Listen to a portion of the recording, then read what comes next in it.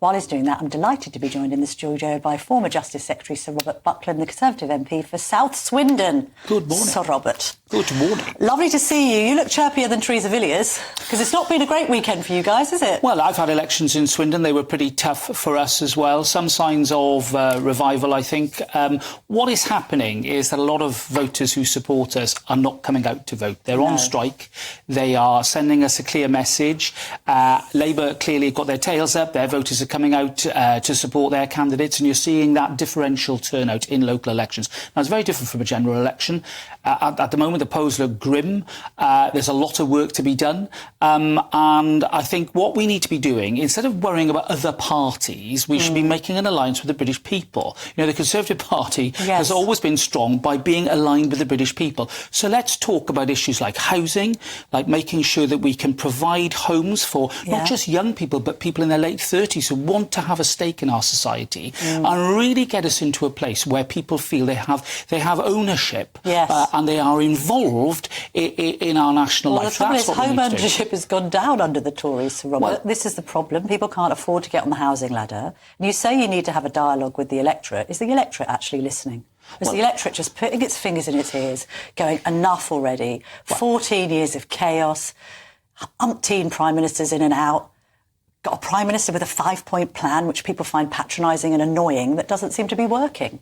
Well, I think, first of all, elections are about the future. We don't get thanked on our record, but we do need to shout more about how far we've come on issues like the triple lock for pensioners, or on growing the economy. We still grew faster than most of the major economies in Europe. It's not great growth. Liz Truss had a point, didn't she? Of course she did, and I was a part of that government, and I think growth is a very important agenda for us. I think the Conservatives going into the election still can resonate if they actually talk about what people want to discuss, and they do want to talk not just about the issues like immigration, which are important, but they want to talk about issues about public services. Why can't our public services work better? We spend a huge amount of money on them. Let's make sure they're more efficient.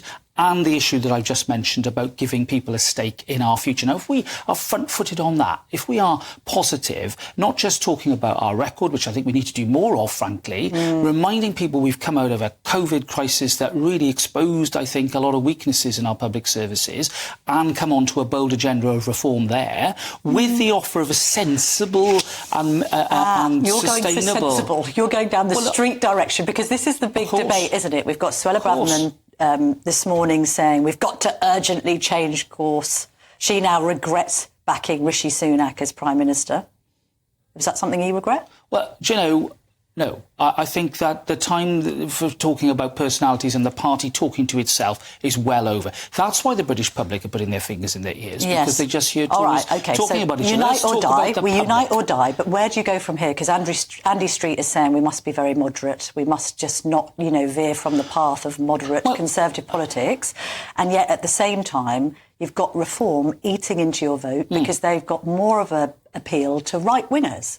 And maybe the Conservative government, and maybe you're part of the problem, Sir Robert, because you're a moderate, isn't Conservative enough, and that's the issue here. I utterly disagree. I think I've been a Tory for 40... Record high legal migration, record high tax... I've been a Tory for 40 years. Terrible picture for businesses starting up in this country. Now, the point you make about business is one that I think Andy Street reflects very well, because he's a businessman. He attracted a lot of investment into the West Midlands.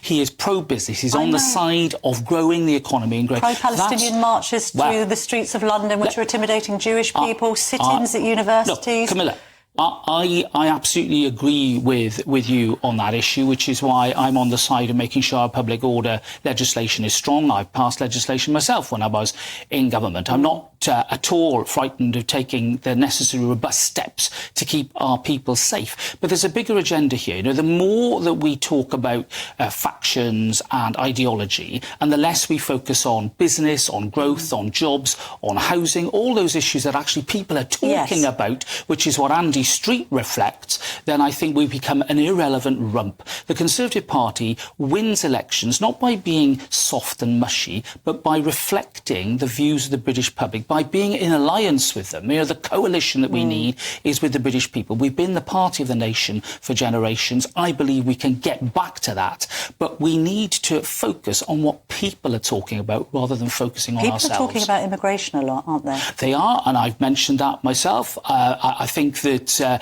now that the legislation is through, I think that we've got to make sure the Rwanda plan works, but it's more than that. Well, it's more than that. I've always said... Well, you haven't liked massive aspects of the Rwanda plan from the very beginning. I was concerned about the law and making sure that the law was less fragile, so we didn't end up with the sort of legal challenges we've had in the past. But I've always said as well, it's part of a multifaceted approach. I mean, look what's happening now with Ireland. It's very interesting that the Irish government is saying what they're saying. I think we need to be robust on that and say, OK, yeah, you're sharing the challenge that we've got. Let's all work together and let's see countries like France actually have a proper returns policy as well, because these are all safe countries. Look, I'd like the benefit of your wisdom as a former Justice Secretary just to discuss a few justice and crime matters. I've had this tribute to this lovely boy, this 14-year-old Daniel Ajorin. I mean, I can't look at an image of this kid. I've got a child a similar age, a boy. This child goes to school, he's got his headphones in, he's attacked. The proceedings are active, so we can't say more about it at this stage. Got this tribute from his parents who, I mean, the mind boggles actually to what that couple are going through right now. This kid doesn't come home from school. Looking at it objectively, not even as a journalist, actually, just as a mum, I cannot understand why you can have a situation where a bloke is in the street with a samurai sword that big. And we've seen this in other cases where people have got hold of machetes, where people have got hold of zombie knives.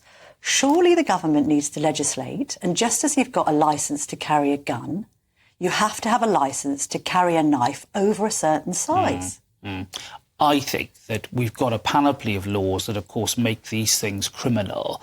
But it seems to me that we're in a situation now where I think your point is a very powerful one. You know, these are still far too readily available implements. They are weapons of death, as we see.